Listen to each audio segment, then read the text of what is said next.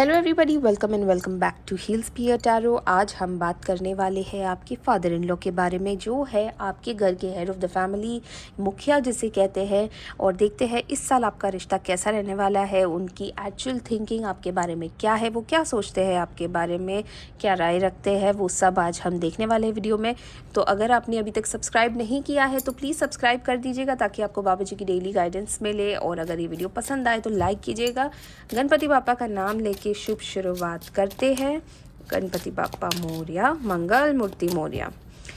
आप भी अपने ईश्वर से प्रार्थना कीजिएगा ताकि आपकी, मेरी और मेरे कार्ड्स की एनर्जीज अलाइन हो जाए। Ganpati Bappa, Baba ji, dear universe, our guardian angels and our spirit animals. Baba ji, जितने भी हमारे व्यूअर्स हैं वो जानना चाहते हैं कि उनके फादर इन लॉ यानी उनके ससुर जी उनके बारे में क्या सोचते हैं, क्या है उनकी राय और कैसा रहने वाला है उनका रिश्ता इस साल। प्लीज़ हमें गाइडेंस दीजिएगा। जय नीम करोली महाराज की जय। श्री राम, जय श्री राम, जय श्री राम, जय श्री राम। तो आइए देखते हैं, पहला कार्ड निकालते हैं।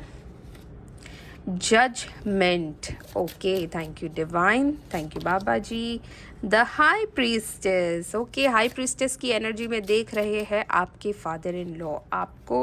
क्वीन ऑफ स्वॉर्ड्स की एनर्जी में देख रहे हैं वो आपको यही सोच रहे हैं वो आपके बारे में। 10 ऑफ कप्स की एनर्जी आई है यानी फैमिली की एनर्जी आई है। द हर्मिट वाली एनर्जी है। Okay, thank you so much. King of pentacles, strength, very good, thank you divine, thank you so much, and the emperor। कुछ कार्ड्स हम इस वाले डेक से भी निकालने वाले हैं। तो आइए देखते हैं आपके फादर इन लॉ आपके बारे में क्या सोच रहे हैं, कैसा रहने वाला है आपका रिश्ता इस साल। प्लीज़ हमें गाइडेंस दीजिएगा Baba ji. Thank you divine.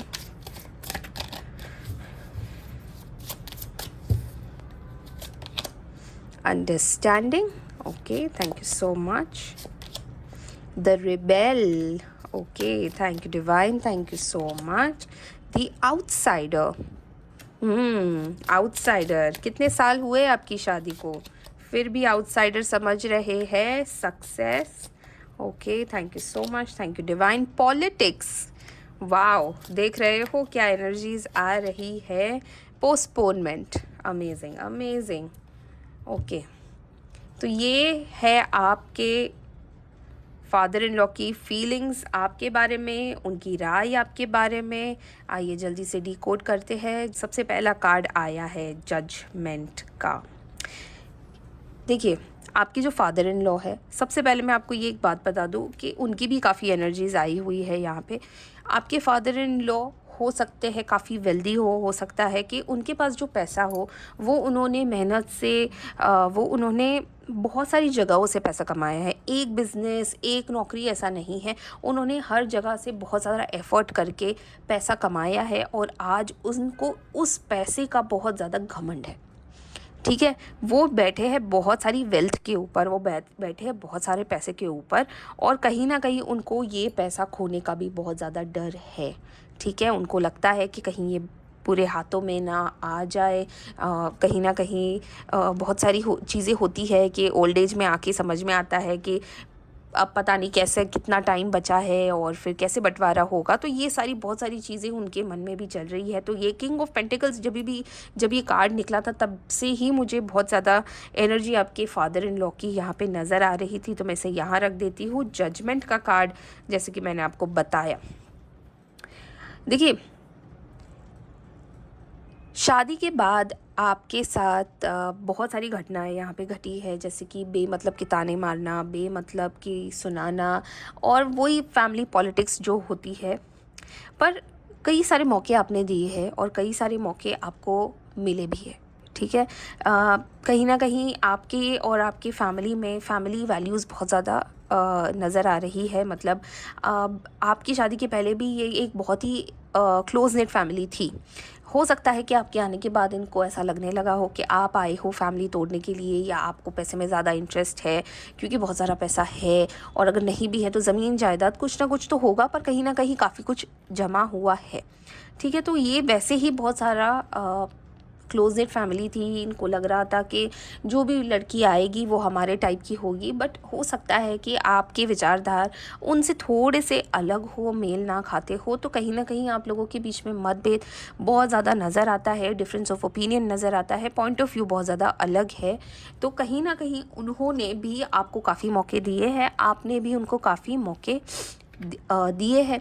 तो ऐसा लग रहा है जैसे फैमिली तो बहुत ज़्यादा क्लोज नेट है, इमोशनली बहुत ज़्यादा कनेक्टेड है, पर उन्होंने आपको क्या समझ के रखा है यहाँ पे, देखिए आउटसाइडर।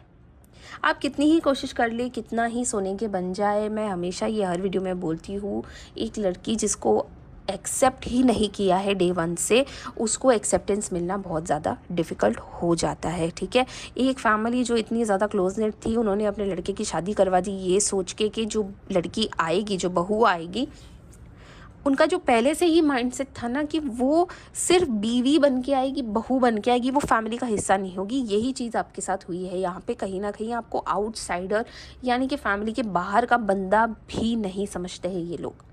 इनको लगता है कि आपको अगर कुछ पता चलेगा घर का तो आप ऑफ कोर्स अपने मायके में बताओगे, अपने दोस्तों को बताओगे और बदनामी हो जाएगी और हमारे घर के राज खुल जाएंगे। तो बहुत सारी चीज़ें हैं, इनको अपनी फैमिली को प्रोटेक्ट करना है। इनकी फैमिली यानी कि ये हस्बैंड वाइफ, उनके बच्चे, पर उसमें आप इंक्लूडेड नहीं हैं। तो आउटसाइडर वाली फीलिंग आपको डे वन से आ रही है, चाहे आपकी लव मैरिज हुई हो या अरेंज मैरिज हुई हो। यहाँ पे मुझे 75% लोगों की अरेंज मैरिज लग रही है, पर कहीं ना कहीं आपको इस वक्त भी घर में बैठे हुए भी घर के बाहर वाले की ही फीलिंग आती है। जैसे कि अगर आप ऐसे ही लिविंग रूम में चल दिए किचन की तरफ जाते जाते, तो बातें बंद हो जाएगी, टॉपिक चेंज हो जाएगा, है ना। बहुत सारी चीज़ें ऐसी हो जाएगी कि आपको समझ ही नहीं आएगा कि मेरे आने से क्या फ़र्क पड़ गया, मैं तो घर की ही हूँ। पर इनको फ़र्क पड़ता है क्योंकि ये आपको आउटसाइडर समझते हैं। आप समझिए इस बात को, है ना। सडनली टॉपिक चेंज हो जाने का क्या क्या मतलब है कि ट्रस्ट नहीं है, विश्वास नहीं है, आपको अपना नहीं समझा जा रहा। तो ये कुछ प्रॉब्लम्स है यहाँ पे। ठीक है, इस वजह से ना आपकी जो एनर्जीज़ आ रही थी, जो बहुत टाइम तक आप ना इस बात को समझ नहीं पा रहे थे। आपको लग रहा था कि मैं कितना ही कर लूँ, कितना ही समझ लूँ, ये लोग तो समझने ही नहीं वाले, ये तो मुझे अपना मानते ही नहीं, कहीं ना कहीं इन्होंने तो मुझे बाहर वाला ही समझा हुआ है। तो आप कैसे बहुत ट्राई करने के बाद, बहुत इनका हो जाने के बाद भी, जब इन्होंने आपको नहीं अपनाया, जब इन्होंने आपको नहीं समझा अपना, मतलब आप कैसे एक्सपेक्ट कर सकते हो एक बहू को घर का हिस्सा बनने में, जब आपके तरफ से ही एक्सेप्टेंस नहीं आ रही है। तो कहीं ना कहीं आप बहुत ज़्यादा मुझे यहाँ पे डिप्रेशन में नज़र आ रहे हो। आपको लगने लगा था कि पता नहीं इस घर में शादी करके सही किया भी है या नहीं। तो कहीं ना कहीं आप हर्मिट जोन में चले गए थे। अभी हर्मिट जोन क्या होता है कि अकेला हो जाना, समझ में नहीं आना, किसको बताऊँ, क्या बताऊँ, कोई भी फेवर में नहीं है। ना हस्बैंड सुनने को तैयार है, ना उसकी फैमिली सुनने को तैयार है। आपने तो वैसे सबको अपना मान ही लिया था। देखो, आप अपने घर से एक दूसरे घर में गए, तो आपने तो उस घर को एक्सेप्ट किया, तभी तो आपने शादी की ना। आपने उन लोगों को समझा, तभी तो आपने जाके शादी की इन लोगों के साथ, इन लोगों के घर में। तो इन लोगों के घर में जाके आपको जो मिला है, जो ट्रीटमेंट आपको मिलनी चाहिए थी, वो तो ट्रीटमेंट नहीं मिली। वैसे ही आपको कोई शायद तकलीफ़ नहीं होगी, पर यही प्रॉब्लम है कि आपको एक्सेप्टेंस नहीं मिल रहा है, आपको एक फैमिली का मेंबर नहीं समझा जा रहा है। और ये जो होता है ना, ये घर के हेड से स्टार्ट होता है। आपके घर का जो हेड है, जो आपके मुखिया है, जो आपके फादर इन लॉ है, उन्होंने ही ये परवरिश दी है, उनकी ही ये माइंडसेट है, उनकी ही ये अंडरस्टैंडिंग है जो उनकी बीवी में और उनके बच्चों में आई है। हो सकता है आपके हस्बैंड आपके साथ बहुत अच्छे हो, फैंटास्टिक हो, आपके लिए खड़े होते होंगे, आपके लिए लड़ते होंगे, आपके लिए स्टैंड लेते होंगे, पर कहीं ना कहीं उनके फादर के सामने भी उनकी नहीं चलती है। आज भी वो इंसान नहीं बोल पाता है अपने पापा के सामने।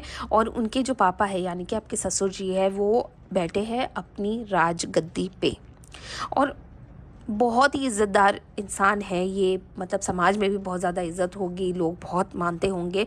घर में थोड़े से हिटलर टाइप नज़र आ रहे हैं कि एकदम अनुशासन से सब कुछ होना चाहिए, पर यही चीज़ है कि बहू को बहू समझा जाया है, बेटी नहीं समझाया। तो ये एक प्रॉब्लम है आपके फादर इन लॉ की। देखिए, बहुत बहुत बार ये रीडिंग्स में भी देखा गया है और आसपास में भी अगर आप देखोगे तो ये समझा जाता है कि जब लड़की शादी करके घर आती है तो वो घर तोड़ने नहीं आती है। ये हर वीडियो में बोलना पड़ता है क्योंकि हर जगह पे सेम चीज़ें मिलती है और हर रीडिंग में भी सेम चीज़ें आती है ना। अगर आप देखोगे तो रीडिंग्स में भी वही नज़र आता है कि क्योंकि एनर्जी मैच हो रही है ना। आप लोग जिस चीज़ को सोच के ये वीडियो देख रहे हो और जो एनर्जी आपसे मिल रही है वो एनर्जी मैच हो रही है। जब मैं प्रे करती हूँ, जब मैं सोचती हूँ आप लोगों के बारे में कि आज कौन सा टॉपिक मुझे शूट करना चाहिए, तो जो एनर्जीज़ मुझे मिलती है वो इतनी ज़्यादा स्ट्रॉन्ग होती है, इतनी ज़्यादा नेगेटिव होती है, इतनी ज़्यादा प्रताड़ित होती है कि कहीं ना कहीं कार्ड्स भी ऐसे आते हैं और इसीलिए शायद आपको बहुत सारी चीज़ें यहाँ से पता चलती है। देखिए, बहुत संयम रखने के बाद भी आपने इस घर में इतना सहने के बाद, देखो डिसरिस्पेक्ट ना जब होती है, जब आपको इज़्ज़त नहीं मिलती है, जब आपको अपना नहीं माना जाता है अपने ही घर परिवार में ना, तो बहुत हिम्मत लगती है उस घर में रहने के लिए और फिर भी खुश रहने के लिए उस घर में एक हंसता हुआ चेहरा रखने के लिए। तो आपने कहीं ना कहीं अपने आप को इतना हिम्मत वाला बना दिया है, इतना स्ट्रॉन्ग रहे हो ये सोच के कि वक्त है निकल जाएगा, अपने ही लोग हैं, अपने ही परिवार के लोग हैं, समझ जाएंगे, पर वो नहीं समझे है। वो नहीं समझे है जिस वजह से आज आपकी ये हालत हो गई है कि आज आपको अपना मुंह खोलना पड़ रहा है बड़ों के सामने। ठीक है, अगर आप यहाँ पे देखोगे आपके फादर इन लॉ को अगर कोई चैलेंज कर सकता है तो वो सिर्फ आप हो और किसी की हिम्मत नहीं है बोलने की। आप शायद ये बोल भी देते हो कि गलत है, ये सही नहीं है, ऐसा करना चाहिए, वैसा करना चाहिए, पर आपके फादर इन लॉ के सामने आज तक किसी ने बोला नहीं है। तो इसीलिए आपको क्या समझते हैं ये लोग, रिबेल। रिबेल यानी ये आपको समझते हैं कि आप हर चीज़ में उल्टा ही करना चाहते हो। अब तो ये आप देख रहे हैं यहाँ पे सारी चेन्स तोड़ के इंसान बाहर निकल रहा है। क्यों? क्योंकि अपनी इज्जत की, अपने हक की लड़ाई लड़नी है आपको और कुछ नहीं चाहिए। आपको बस सम्मान चाहिए, आपको एक्सेप्टेंस चाहिए कि मुझे बाहर वाला मत समझो। पर इन्होंने क्या समझ के रखा है आपको कि आप मुंहफट हो, है ना, आप ईगोइस्टिक हो, आप में बहुत ज़्यादा घमंड है और आप क्या कर रहे हो, घर में पॉलिटिक्स कर रहे हो। यहाँ की बात वहाँ, आपका जो चेहरा है वो एक्चुअली में कुछ और है जो आप प्रेजेंट करते हो। ये सारी चीज़ें आपके फादर इन लॉ के बारे में सोच रहे हैं कि ये जो लड़की है शादी के पहले तो बहुत अच्छी थी, बहुत स्वीट थी, अब अचानक इसको पता नहीं क्या हो गया है। पर वो ये नहीं समझ रहे कि वक्त के साथ साथ इंसान को भी बदलना चाहिए, वक्त के साथ साथ अपने आप को भी बदलना चाहिए और हालातों को भी बदलना चाहिए, घर के रूल्स एंड रेगुलेशंस भी चेंज होने चाहिए। तो कहीं ना कहीं वो आपको क्या समझते हैं, हाई प्रीस्टेस की एनर्जी और पॉलिटिक्स। यानी आप घर में कलेश करवाते हो, आप बहुत सारी चीज़ें जानते हो, आप बहुत राज जानते हो घर के, और कहीं ना कहीं उनको इस बात का डर भी है कि आप बाहर जाके ये सारी चीज़ें बोलते होंगे, बाहर समाज में जो इज़्ज़त है वो ख़राब ना हो जाए। तो कहीं ना कहीं वो आपको ये समझते हैं कि आप यहाँ घर तोड़ने आए हो, या तो आप घर तोड़ोगे या तो आप उनका बेटा लेके अलग हो जाओगे। ठीक है, पोस्टपोनमेंट का कार्ड आया। देखिए, बहुत सारी लड़कियां एक पिक्चर लेके शादी करके एक घर में जाती है। अनफॉर्चुनेटली बहुत ज़्यादा लड़कियों को निराश होना पड़ता है। आप उस दिन का वेट कर रहे हो जहाँ पे आपके ऊपर भी ट्रस्ट किया जाएगा, जहाँ पे आपको भी अपना माना जाएगा, आपको भी इंक्लूड किया जाएगा। बस कहीं ना कहीं आप इस दिन का इंतज़ार कर रहे हो और ये जो सारी मिसअंडरस्टैंडिंग्स आपके साथ हुई है, जो मिसअंडरस्टैंडिंग्स आपको लेके हुई है ना, वो कहीं ना कहीं आप चाहते हो कि दूर हो जाए। सक्सेस का कार्ड आया है। देखिए, सक्सेस की ना बहुत सारे तरीके होते हैं। जो आपके फादर इन लॉ के बारे में सोचते हैं कि आप सक्सेस कैसे हुए हो, शादी कर ली आपने इस घर में, आप इस घर में शादी करके आ गए, आपको ओहदा मिल गया, पर इसके अलावा क्या आपको एक्सेप्टेंस मिली है? नहीं मिली है। तो ये सारी चीज़ें अभी तक आपको सक्सेस नहीं हुई है। उनके हिसाब से आपको जो मिलना था आपको मिल चुका है, पर आपके हिसाब से अभी भी सक्सेस आना बहुत टाइम है, क्योंकि अभी भी एक्सेप्टेंस का आना नहीं हुआ है। तो आइए देखते हैं हमारी एंड ऑफ द डेक की क्या एनर्जीज आई है। We are the world. Okay, thank you Baba ji, thank you divine. ये था हमारा लास्ट 6 ऑफ कप्स। यहाँ पे भी एंड ऑफ द डेक की एनर्जी में यही आया है कि आप चाहते हो कि आपके फादर इन लॉ आपको बहू नहीं बेटी की तरह समझे, एक आउटसाइडर नहीं, एक घर के इंसान की तरह समझे, पर आप इमोशनली सोच रहे हो। इमोशनली आप चाहते हो कि आपके घर वाले आपको हमेशा आपके साथ रहे, आपके एक्सेप्टेंस में रहे, पर कहीं ना कहीं उनको क्या नज़र आ रहा है, उनको दुनिया ज़्यादा प्यारी है, उनको आप प्यारे नहीं हो। दिखावे के लिए बहुत ही अच्छे हो, दिखावे के लिए सब कुछ बहुत अच्छा है, पर दिखावे से दुनिया नहीं चलती है, दिखावे से ज़िंदगी नहीं चलती है। दुनिया को दिखा के किसी को कुछ हासिल नहीं होने वाला है। बुरे वक्त में अपने ही काम में आते हैं। और ये जो अंकल आंटीज़ होते हैं जो सास ससुर बनने के बाद अपने आप को कहीं के प्राइम मिनिस्टर समझ लेते हैं ना, उनको ये बात समझनी चाहिए कि अनफॉर्चुनेटली आपके बुढ़ापे की जिम्मेदारी उसी लड़की पे आने वाली है जिस लड़की को आज आप नकार रहे हो। आपके बुढ़ापे में आपका बेटा अपना ऑफिस छोड़ के नहीं आएगा, अपना बिजनेस छोड़ के नहीं आएगा, आपकी ब्याही हुई बेटी अपना ससुराल छोड़ के नहीं आने वाली है। आएगी काम में यही आपकी बहू, यही लड़की। पर अगर उसके साथ अगर आपने ऐसा ट्रीट किया है तो क्या वो आपको अच्छे से रखेगी, क्या वो आपकी ज़िम्मेदारी लेगी? ये सोचने वाली बात है। और ये बहुत सारे अंकल आंटीज़ होते हैं जो नहीं समझते हैं, फिर बुढ़ापे में आके पछताते हैं। पर तब तक ना उस लड़की की बहुत सारा मानसिक संतुलन हिल चुका होता है, उसकी ज़िंदगी ख़राब हो चुकी होती है, उसका ना विश्वास उठ गया होता है रिश्तों के ऊपर। तो कहीं ना कहीं अपने पैर पे कुल्हाड़ी मारने वाले यही होते हैं और दूसरों के ऊपर ब्लेम कर देते हैं। आई होप आपको ये वीडियो पसंद आया हो एंड आई होप कि आपको ये समझ में आया हो कि चाहे इंसान कितना ही कुछ भी कर ले, आपको अपने कर्म खराब नहीं करने चाहिए। देखो, कर्म बहुत इम्पोर्टेंट होते हैं। आज का किया हुआ कल भुगत के ही जाना है। तो मान लीजिए कि आज आप जितना भी सहन कर रहे हो, जितना भी सोच रहे हो, जितना भी वेट कर रहे हो, एक दिन आएगा जब गेम आपके हाथ में आएगी, जब टाइम पलटेगा और तब आपके कर्मों का हिसाब लिया जाएगा।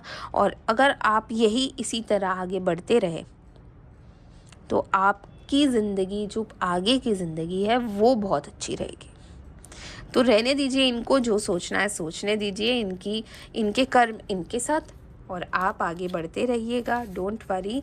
और अगर आपको ये वीडियो पसंद आया हो तो please comment I claim this positive energy और अपने ईश्वर का नाम लिखिएगा जिसे आप सबसे ज़्यादा मानते हो, जैसे जय नीम करोली महाराज, हर हर महादेव, जय माता दी, गणपति बाप्पा मोरिया, जिसे भी आप मानते हो उनका नाम लिख दीजिएगा। मैं समझ जाऊँगी बाबा जी की गाइडेंस आप तक पहुँच गई है।